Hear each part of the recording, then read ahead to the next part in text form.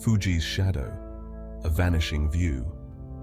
Fuji's silhouette against the sky, a timeless vista. Its reflection shimmering on Kawaguchiko's surface, a scene straight out of a dream. For generations, this iconic view has drawn travelers and artists alike, captivating hearts with its serene beauty. The small town of Fuji Kawaguchiko thrived, its identity intertwined with the mountain's majesty. Shops, restaurants, and ryokans all framing the perfect Fuji postcard. Life here revolved around the mountain, its presence a constant source of inspiration and income. But paradise rarely remains untouched. With the internet age, Fuji Kawaguchiko's fame exploded, its picturesque scenery shared and reshared across the globe. Tourists flocked in, eager to capture their own slice of perfection. The tranquility that once defined the town began to waver under the weight of countless cameras and selfie sticks. The intimate connection between locals and their beloved mountain started to fray, replaced by a sea of unfamiliar faces jostling for the best vantage point. The very allure that brought prosperity also brought unforeseen challenges. The serenity that artists sought was disrupted by the clamor of crowds. The quaint streets, once filled with the chatter of locals, now echoed with a cacophony of foreign languages. Even the clarity of the air, essential for that perfect Fuji reflection, seemed threatened by the exhaust of tour buses. Change was inevitable, but the question arose, at what cost? The influx of tourists brought a mixed bag of blessings and burdens.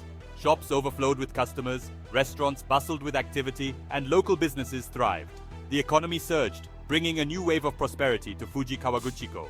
Yet beneath the surface of this economic boon simmered a sense of unease. Locals watched as their once peaceful town transformed into a bustling tourist hub. The familiar rhythm of life, punctuated by the changing seasons and the mountain's moods, was disrupted. Interviews with residents reveal a spectrum of emotions. While some welcomed the economic benefits, others lamented the loss of their tranquil way of life. "It feels like we're living in a theme park now," sighed shopkeeper, his voice laced with resignation. "Our town used to be about appreciating the subtle beauty of Fuji-san, not about snapping a quick photo and moving on." This sentiment resonated with many, who felt the essence of their town slipping away. Local officials grappled with the complexities of managing this tourism surge, balancing economic growth with preserving the town's character proved a delicate task. Measures were introduced to regulate tourist flow, promote responsible tourism, and preserve cultural heritage. Yet the sheer volume of visitors posed a constant challenge. The very soul of Fuji Kawaguchiko, its peaceful coexistence with the mountain, seemed to hang in the balance. In a move that sparked controversy, authorities erected a large screen at one of the most popular viewing spots. This screen, intended to limit the number of visitors crowding the area, effectively blocked the iconic view of Mount Fuji. The decision sent shockwaves through the community and beyond. Many saw it as a drastic measure, a symbolic severing of the town's connection with its beloved mountain. The rationale behind the screen was multifaceted. Officials argued that it would help manage the flow of tourists, reduce congestion, and protect the natural environment. They stressed the need to preserve the area's beauty for future generations. However, critics viewed the screen as a short-sighted solution, a band-aid on a deeper wound. They argued that it prioritized control over genuine engagement with nature and alienated both locals and tourists. The screen became a lightning rod for debate, a physical manifestation of the tension between tourism and tradition. It sparked heated discussions about the true meaning of preserving beauty, the role of tourism in shaping local identity, and the delicate balance between economic gains and cultural preservation.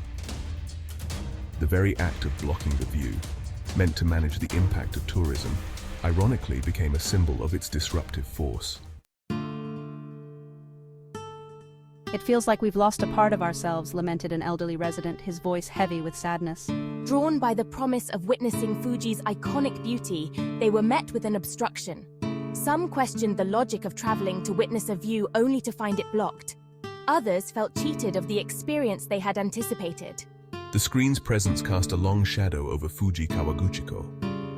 Locals, once accustomed to the mountain's constant presence, now found it hidden behind a manufactured barrier. The The sense of disconnection was palpable. The mountain, once a source of unity and inspiration, now felt distant, its significance diminished. Tourists, too, expressed disappointment and confusion. The screen became a barrier to their experience, a stark reminder of the challenges of navigating popular tourist destinations. The screen's impact extended beyond the physical obstruction. It served as a constant reminder of the tensions simmering beneath the surface of Fuji Kawaguchiko's tourism boom. It symbolized the growing disconnect between the town's identity and the influx of visitors. The whispers of discontent grew louder, reflecting a shared sense of loss and uncertainty about the future. The situation at Fuji Kawaguchiko serves as a microcosm of a global dilemma. As more people seek out experiences in nature, popular destinations grapple with the environmental and cultural impact of mass tourism. The delicate balance between showcasing natural wonders and preserving their integrity is constantly tested. The very act of promoting a location can lead to its degradation. The story of Fuji Kawaguchiko highlights the complexities of managing tourism's impact. While economic benefits are undeniable, the cost to local culture, environment, and resident well-being cannot be ignored.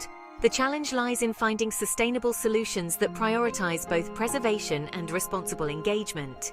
It requires a shift in perspective, from seeing tourism as a purely economic engine to recognizing its potential for cultural exchange and environmental awareness. The decision to erect the screen, while controversial, underscores the urgency of addressing over-tourism. It raises critical questions about the long-term vision for popular destinations. Should accessibility be prioritized, even at the cost of authenticity and local experience? Or should there be a greater focus on fostering mindful tourism that respects both the environment and local communities? The future of Fuji Kawaguchiko, like many popular destinations, hinges on finding a harmonious balance between tourism and tradition.